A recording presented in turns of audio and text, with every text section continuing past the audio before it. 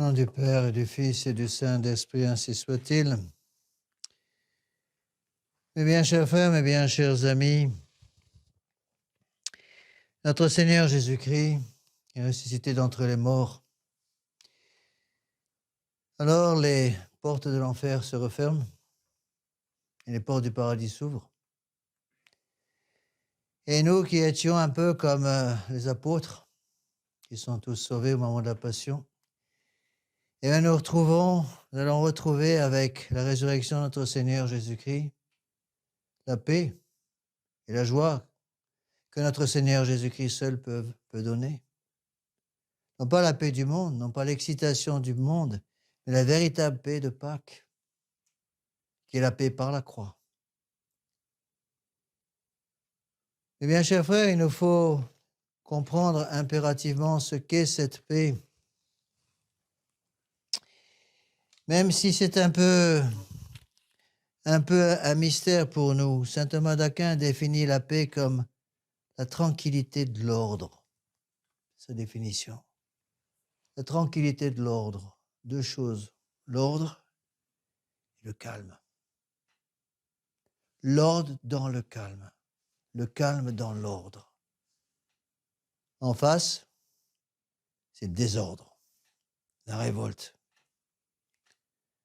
Notre Seigneur nous fait clairement comprendre que par sa résurrection, justement, il va remettre de l'ordre. L'ordre qui a été détruit par le démon. La seule chose que sait faire le démon, il le fait d'ailleurs très bien, c'est mettre le désordre, mettre la révolte, mettre la pagaille. C'est ce qu'a dit le démon au début, je ne servirai pas. Et donc notre Seigneur Jésus-Christ va remettre de l'ordre dans le désordre qui avait été organisé par le démon. Il va reprendre la pagaille organisée par le démon et va remettre de l'ordre là-dedans pour tout recentrer sur notre Seigneur Jésus-Christ. Pâques, c'est ça.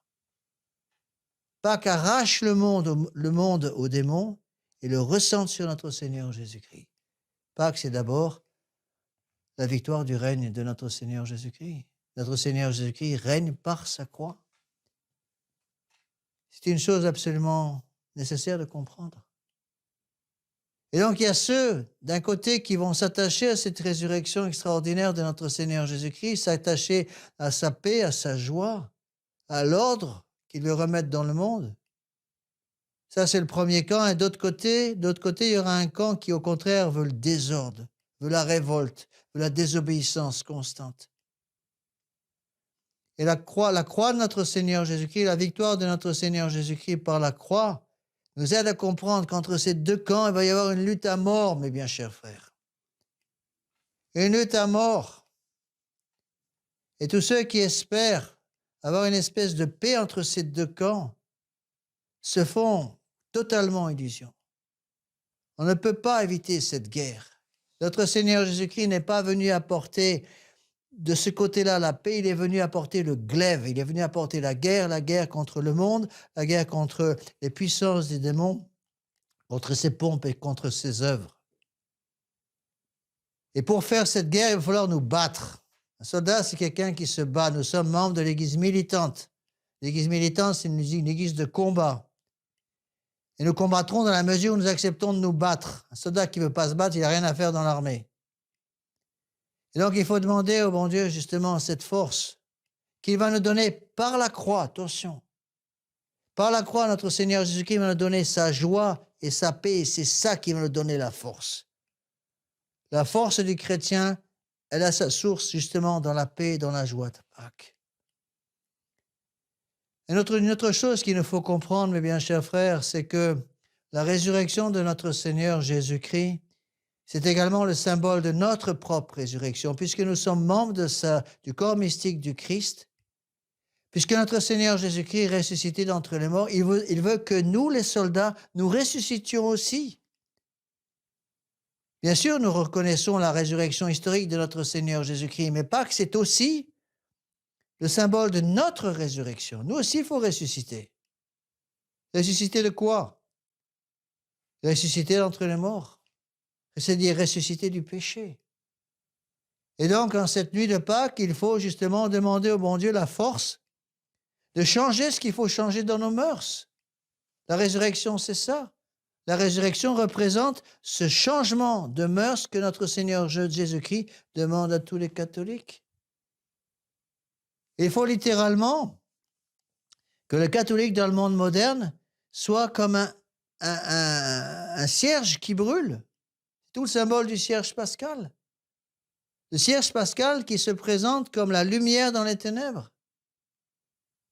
Lorsque les apôtres vont recevoir dans 50 jours les dons du Saint-Esprit, ils vont recevoir la lumière du Saint-Esprit comme justement une flamme qui réchauffe, qui éclaire, qui protège.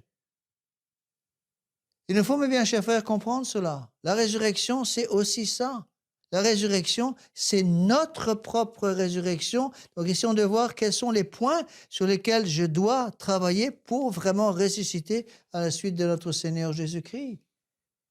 Si je constate dans ma vie de tous les jours qu'il y a encore des points sur lesquels il faut que je travaille, des faiblesses que j'ai, notre Seigneur nous demande de ressusciter précisément contre ces faiblesses. Et donc, il faut que nous connaissions nos misères et que nous utilisions cette paix, cette joie de Pâques, afin justement d'être capables de ressusciter d'entre les morts. Comme il est important, mes bien chers frères, de comprendre tout cela. Il ne faut pas oublier aussi un avertissement très fort que nous donne le Saint-Évangile, les évangiles en fête de Pâques. Notre Seigneur Jésus-Christ est ressuscité entre les morts pour tous les hommes. Il y en a qui le cherchent, comme Sainte Marie-Madeleine, comme les saintes femmes, comme les apôtres, et il y en a qui le fuient, comme Hérode. Et ceux qui le fuient vont tout faire pour cacher cette résurrection. Et on le voit très bien dans les évangiles de Pâques. Déjà avant, nous avons expliqué pendant la retraite qui se termine, nous avons expliqué que pour obtenir la condamnation à mort de notre Seigneur Jésus-Christ face au pouvoir romain, le pouvoir politique des Juifs de l'époque, qu'est-ce qu'il a fait? Il a acheté les suffrages des gens pour qu'ils votent Barabbas au lieu de voter notre Seigneur Jésus-Christ. Et ils ont obtenu l'élargissement de Barabbas et la condamnation à mort de l'innocent. Parce qu'ils ont accepté de mettre tout ça sous le pouvoir du nombre. Avec la résurrection, c'est exactement la même histoire qui se continue. N'oublions pas que devant la tombe de notre Seigneur Jésus-Christ, il y avait des soldats. Les Juifs avaient peur que les apôtres ne viennent et, profitant de l'obscurité, viennent prendre le corps de notre Seigneur Jésus-Christ pour pouvoir prétendre après que notre Seigneur Jésus-Christ était ressuscité d'entre les morts, puisqu'il avait prévenu, je ressusciterai le 3e jour. Alors ils ont placé des soldats.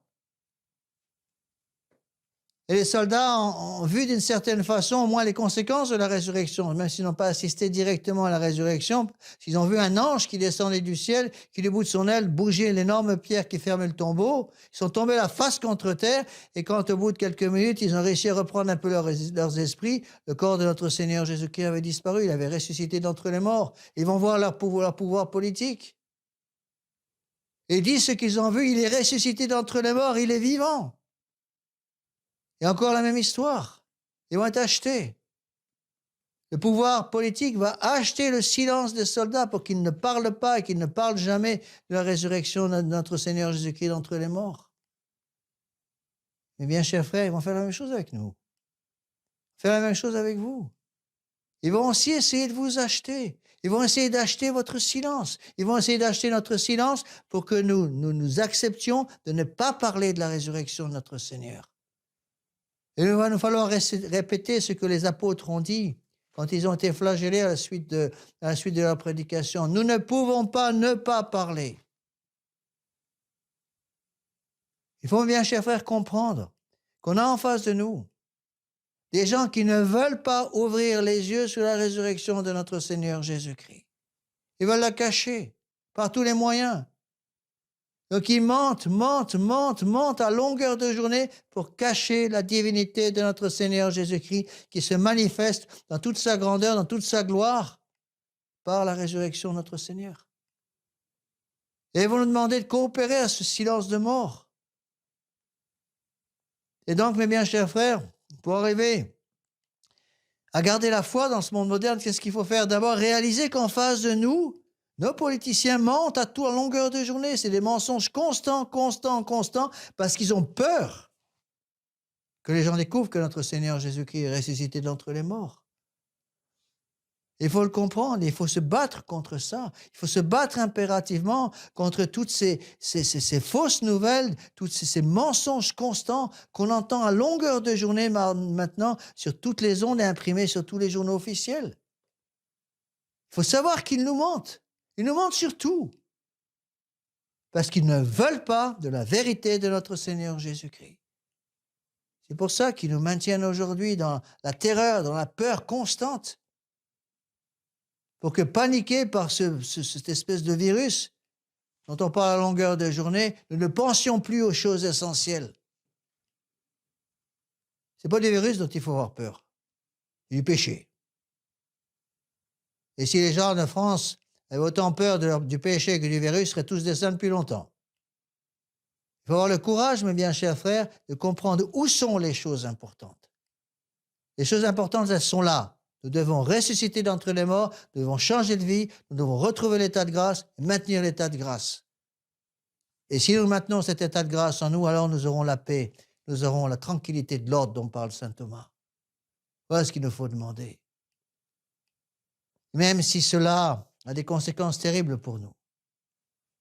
Il est évident que les gouvernements modernes vont faire avec nous exactement ce que les Juifs de l'époque ont fait avec les apôtres. Vous devez vous taire, vous devez arrêter de prêcher le nom de notre Seigneur Jésus-Christ ressuscité. Ils ont fait flageller les apôtres, qui ont répété toujours la même phrase, nous ne pouvons pas ne pas parler. De quoi a besoin le monde?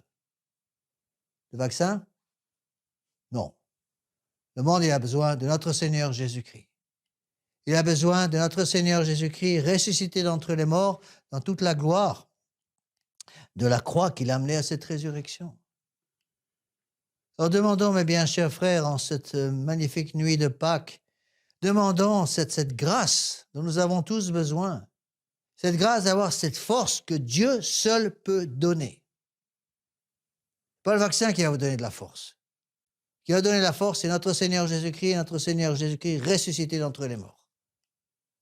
Nous prêchons notre Seigneur ressuscité à partir de la croix, puisque c'est par la croix et de la croix que vient le salut. Voilà ce qu'il nous faut prêcher. Et si notre Seigneur Jésus-Christ est ressuscité d'entre les morts, alors le monde ne peut rien faire. Ils peuvent crier, ils peuvent mentir, ils peuvent couvrir d'injures l'Église catholique, ils ne peuvent rien faire parce que notre Seigneur Jésus-Christ est ressuscité justement d'entre les morts. Et c'est de ça dont ils ont le plus peur. Alors, mes bien chers frères, qu'est-ce qu'il faut faire? Monter sur une caisse à savon et au carrefour pour prêcher la résurrection de notre Seigneur? Non. Il nous faut par nos actions, par notre comportement en famille, notre comportement professionnel, comportement social, montrer que nous sommes catholiques.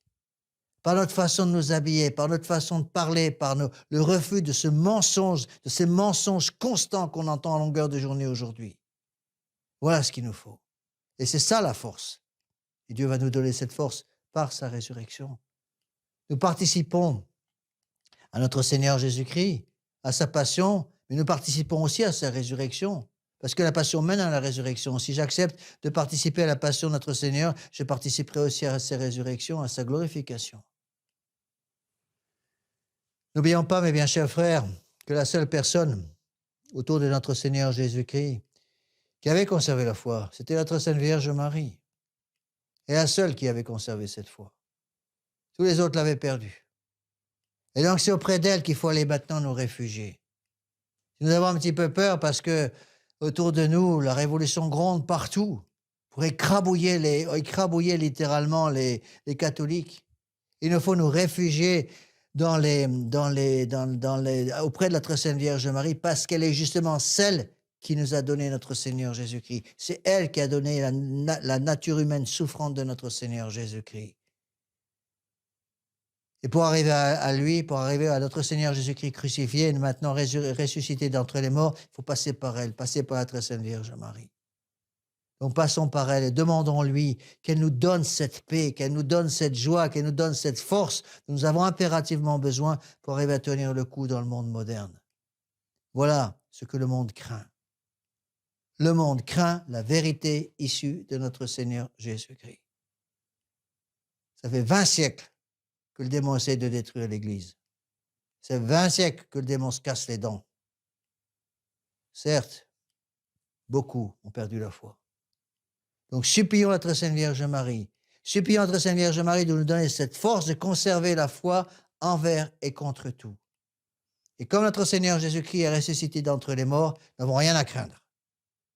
Parce que si notre Seigneur Jésus-Christ est avec nous, qui sera contre nous? Demandons, mes bien chers frères, par notre communion de Pâques, demandons cette grâce, ce don de force, les vertus de foi, d'espérance et de charité. Nous avons tellement besoin. Foi pour croire, espérance pour prier, charité pour obéir à la loi du bon Dieu. Et à ce moment-là, le bon Dieu, non seulement ressuscitera d'entre les morts dans nos cœurs, mais il va aussi nous appeler à lui. Notre Seigneur Jésus-Christ est ressuscité d'entre les morts pour aller au ciel, nous préparer une place. C'est ce qu'il va faire maintenant avec la fête de l'Ascension. Dans 40 jours, c'est l'Ascension. Pourquoi est-ce que notre Seigneur Jésus-Christ monte au ciel? Pour nous préparer une place, pardi. Et donc, il ressuscite d'entre les morts pour nous indiquer la direction qu'il faut prendre. La direction qu'il faut prendre, c'est celle qui mène au ciel. C'est celle-là qu'il faut prendre. Donc, ne nous décourageons jamais, malgré les difficultés, malgré les critiques, malgré les injures, malgré les mensonges constants des gens en face de nous. Accrochons-nous à la croix de notre Seigneur Jésus-Christ. Accrochons-nous à notre Seigneur Jésus-Christ qui monte au ciel et passons par la très Sainte Vierge pour obtenir ce résultat, puisque c'est par elle qu'il faut passer pour atteindre le Fils. Et si nous avons avec nous la très Sainte Vierge Marie et notre Seigneur Jésus-Christ ressuscité, alors là, le démon ne peut rien faire. N'oublions pas que lorsque le démon veut rentrer dans une âme, il commence par regarder par la fenêtre. Il faut vérifier que la Sainte Vierge n'est pas dans cette âme. Et si la très Sainte Vierge Marie est dans l'âme, je vous assure que il ne se risque pas à pénétrer dans cette maison. Il sait qu'il ne peut pas rentrer parce qu'elle est protégée. Cette maison est protégée justement par Notre-Dame. Et Notre-Dame est celle qui va écraser la tête du démon. N'oublions jamais ça. Alors, ne nous décourageons jamais, mes bien chers frères. Utilisons cette nuit de Pâques pour augmenter en nous cette foi, cette espérance et cette charité et pouvoir ainsi, avec la grâce du bon Dieu, un jour tous nous retrouver au ciel. En du Père et du Fils et du Saint-Esprit, ainsi soit-il.